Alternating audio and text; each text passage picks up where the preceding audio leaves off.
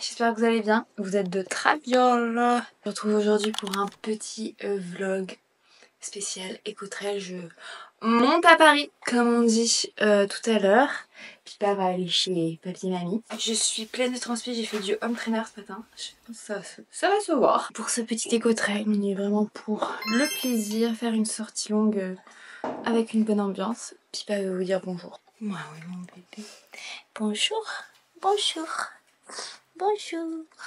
Toi aussi tu veux dire bonjour? Tout le monde dit bonjour. Voilà. D'ailleurs pensez, si ce n'est pas encore le cas, à vous abonner les amis et activer la petite cloche. Laissez un petit like. Je vais me doucher, je vais finir mon sac. Il va falloir aller à la gare déjà. On va bien fermer ce truc. Tellement bon ce petit truc.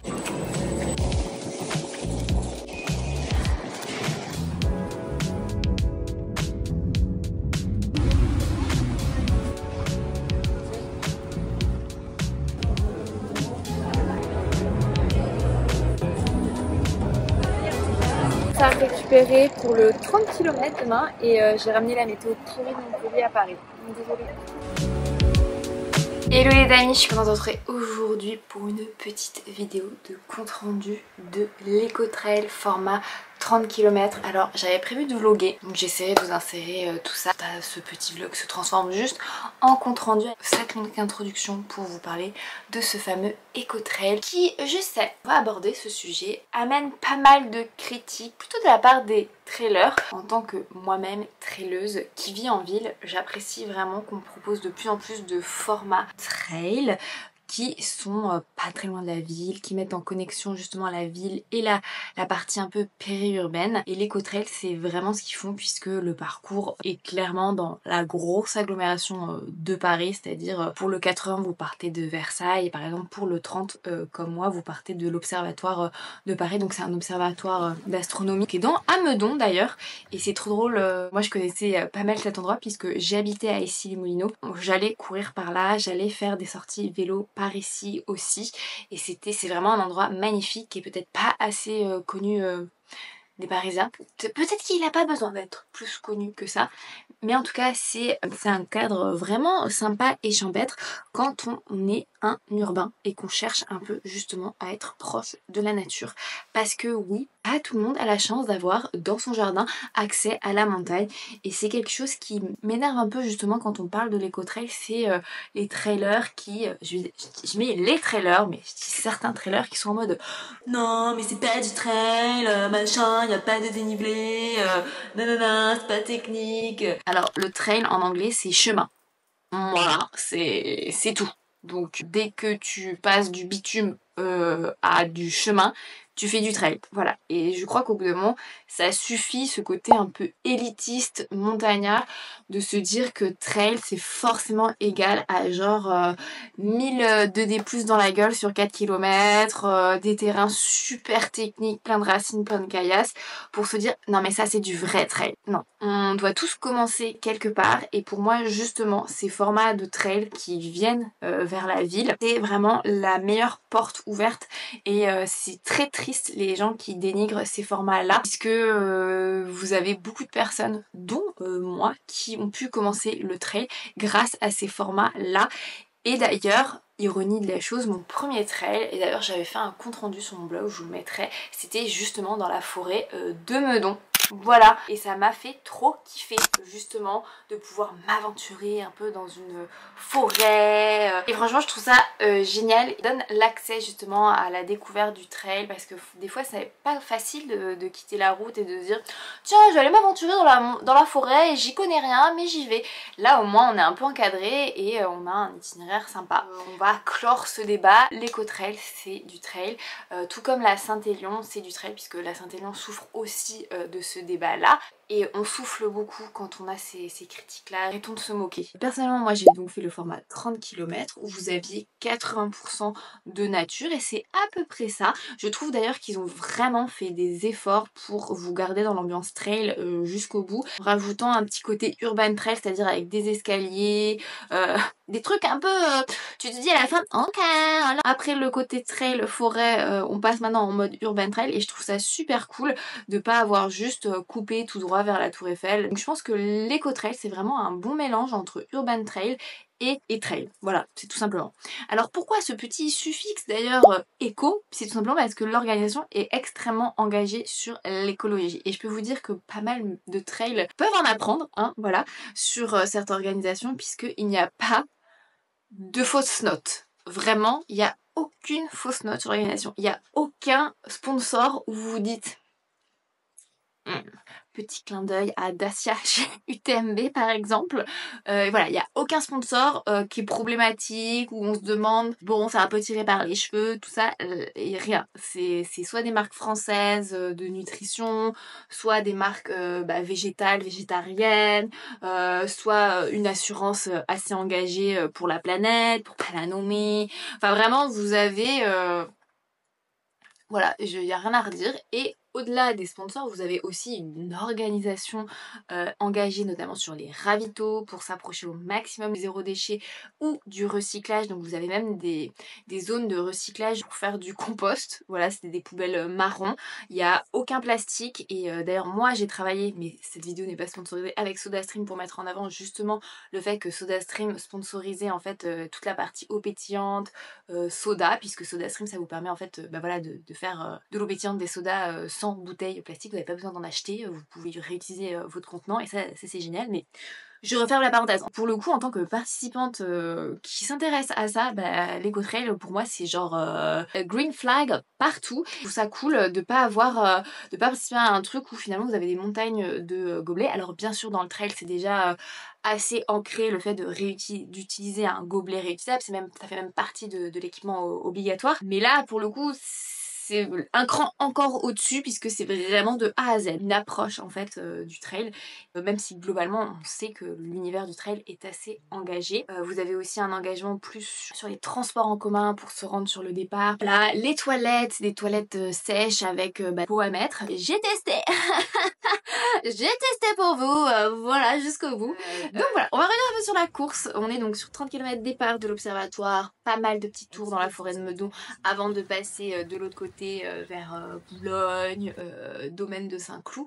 Alors moi personnellement qui effectivement maintenant a fait pas mal de trails, c'est sûr que c'est un parcours qui est un peu monotone puisque vous avez des très longues lignes droites dans des forêts qui sont quand même très monotone, hein, surtout qu'on est à la sortie de l'hiver, donc il n'y avait pas beaucoup de feuillage, hein. Et donc c'est pour ça qu'en termes de pose de buisson c'est un peu compliqué, surtout quand t'es une femme. Il y avait quelques arbres en fleurs, mais voilà, c'était un peu monotone, surtout qu'il pleuvait au début, donc voilà.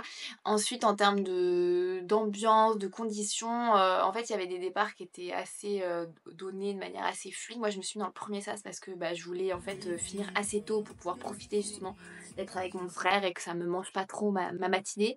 Donc je voulais faire la sortie en à peu près entre 3h et 3h30, précise entre parenthèses qu'il n'y avait pas d'objectif de temps. C'était juste, je m'étais dit, faut pas que ça dépasse trop dans ma journée pour que je puisse ensuite passer une bonne après-midi avec mon frère et sa famille, sa femme, enfin bref. Donc c'était juste ça, mon timing. C'était un petit timing, ma matinée sur l'éco-trail, mon après-midi en famille, voilà. Donc c'est pour ça que j'ai voulu être assez tôt là-bas. Et en termes de bouchons, moi j'en ai pas eu. En fait la seule problématique c'est que je pense qu'il y avait donc beaucoup de personnes qui débutaient et dès qu'il y avait des montées ou des descentes, vu qu'il y avait... c'était un peu gras le terrain. Après, je dirais pas que c'était super... Il y avait de la boue, mais c'était pas une Saint-Élion. Voilà, il y avait de la boue, mais on pouvait courir un peu sur les côtés. C'était vraiment ok, praticable. Je précise que c'était le samedi matin, puisqu'il y a encore eu de la pluie le samedi après-midi. Je pense que le dimanche, c'était encore plus gras. Mais si vous avez fait une Saint-Élion... Il n'y avait rien de choquant, mais si c'était la première fois que vous faisiez un trail, c'était vraiment pas la même. Donc je peux comprendre que des personnes se soient dit ouais c'est hyper beau, c'est dangereux. Surtout si on n'avait pas, parce qu'il y avait quand même beaucoup de personnes que j'ai vu qui couraient pas du tout avec des chaussures de trail, qui étaient plutôt avec des chaussures de route. Donc effectivement dès qu'il y a de la boue, les chaussures de route... elles n'aiment pas ça du tout quoi. Donc c'est des petits ralentissements où il fallait un peu doubler dans les montées, dans les descentes, mais rien. Franchement, j'ai déjà vu des bouchons mais horribles en trail, dans des montées où t'es à l'arrêt 10, 15, 20, des fois 30 minutes parce que ça bouchonne. Et là non. pas eu du tout ça et c'était super agréable. Je crois que j'ai couru à peu près avec les mêmes personnes sauf quand j'ai eu mes petits arrêts parce que je devais créer du contenu pour SodaStream sur le premier ravito et sur le deuxième, et j'ai fait des petits arrêts photos parce que franchement ça m'a rappelé tellement de souvenirs, j'étais vraiment super contente d'être là. Après je pense que ce qui est un peu complexe sur l'organisation, c'est qu'effectivement vous aviez un ravito au 7ème puis plus rien jusqu'au 21 ou 23 km, je veux pas dire de bêtises, donc c'est peut-être un peu juste pour les personnes où c'est vraiment la première fois qu'elles font du trail, parce que s'il y a vraiment un gros trou quand même.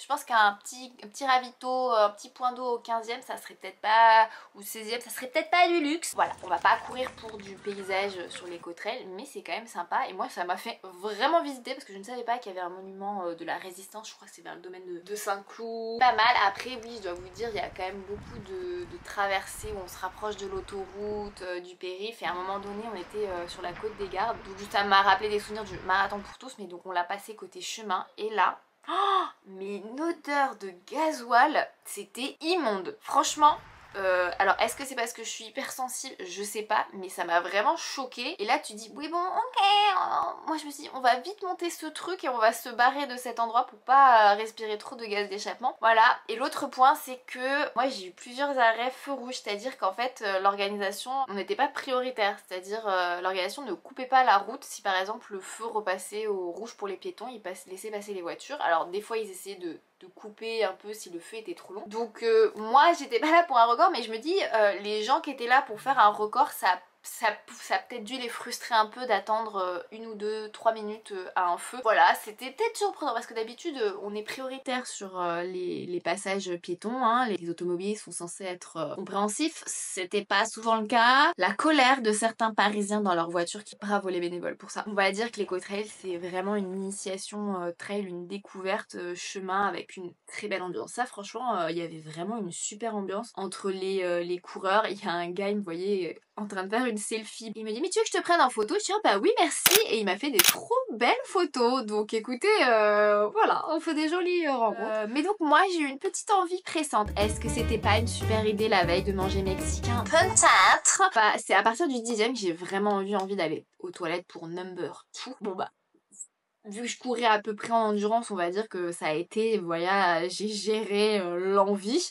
jusqu'au ravito qui au bout d'un moment c'était quand même genre au 23, c'était un peu loin. Donc j'étais très contente de tomber sur ces super toilettes sèches, vraiment nickel, pas d'odeur. Ça change vraiment des toilettes de chantier. Je comprends pas pourquoi pas plus d'organisations ils font appel. J'ai découvert ces toilettes il y a 2-3 ans sur l'Ironman 73 de Raspersil, bref, en Suisse, et que c'était génial. Il y a du papier, il y a des copeaux, ça sent pas, c'est propre, super, je valide. Pour moi, c'est un 5 sur 5 étoiles pour ces toilettes et pour les ravitaux aussi. Et puis les bénévoles, toujours adorables, avec une belle ambiance, des gens pour encourager. Moi j'étais vraiment au petit, voilà, c'est ce que je dis. En termes de paysage, au domaine de Saint-Cloud, vous aviez une superbe vue d'ailleurs sur la tour Eiffel, vraiment très dégagée. Et on a eu une chance, enfin perso j'ai eu une chance énorme, donc en fin de matinée, d'un coup, là, le soleil a surgi.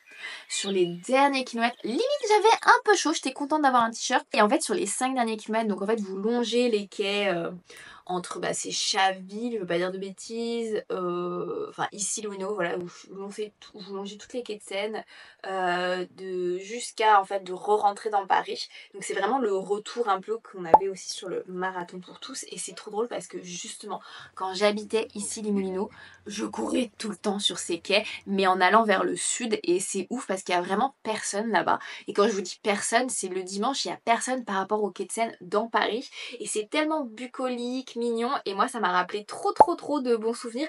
Donc même si cette partie là peut-être pour les gens qui aiment le trail est un peu relou puisque vous avez quand même 5-6 km de route pour rejoindre la tour Eiffel, bah moi perso j'ai bien aimé. Il y a le soleil qui est sorti, les petits pavés, c'était tout droit, on voyait la tour Eiffel. Ils nous ont même fait une petite surprise de retourner sur l'île aux Cygnes, donc c'est une petite île qui est trop mignonne, qui fait un peu penser je trouve à New York, le Central Park.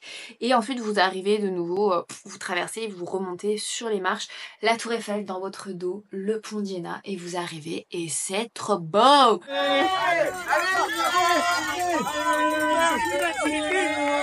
De sourire.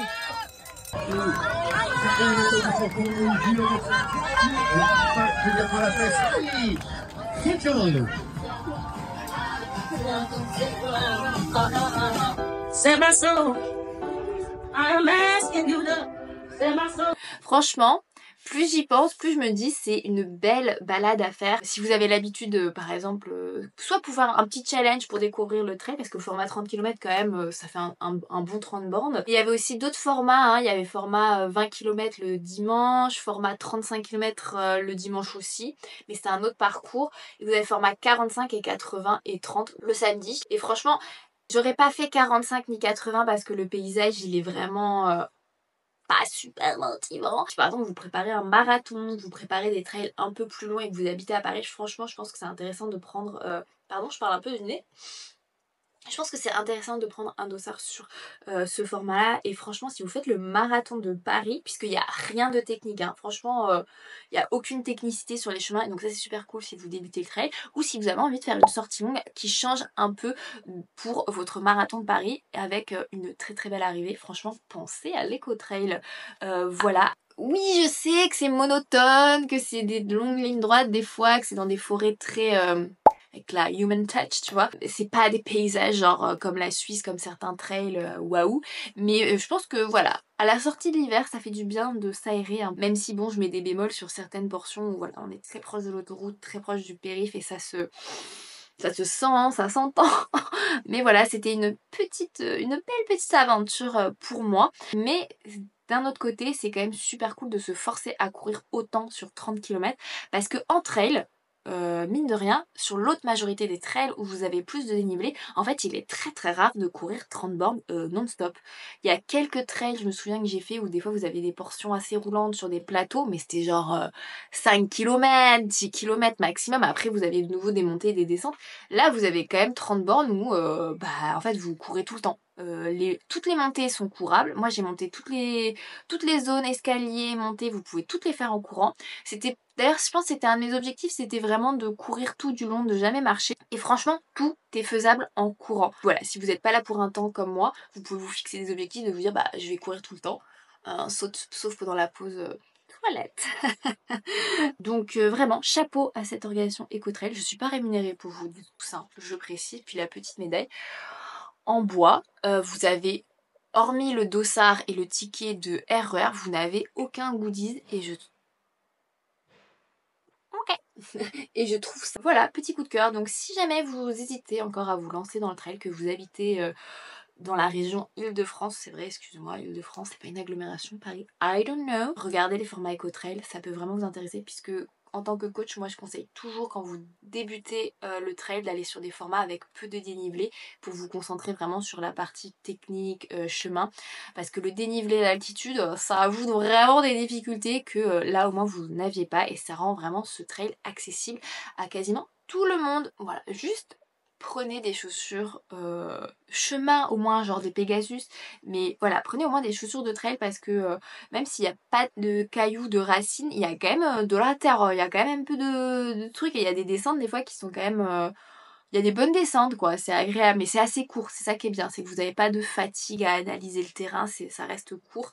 Donc lancez-vous les amis, moi j'ai kiffé. N'hésitez pas d'ailleurs à me dire en commentaire si vous y étiez. Je fais d'ailleurs un petit coucou à toutes les personnes qui m'ont dit coucou. Et d'ailleurs les amis, si vous me reconnaissez en courant, au lieu de me fixer genre, n'hésitez pas à dire « Ah c'est toi Anne !»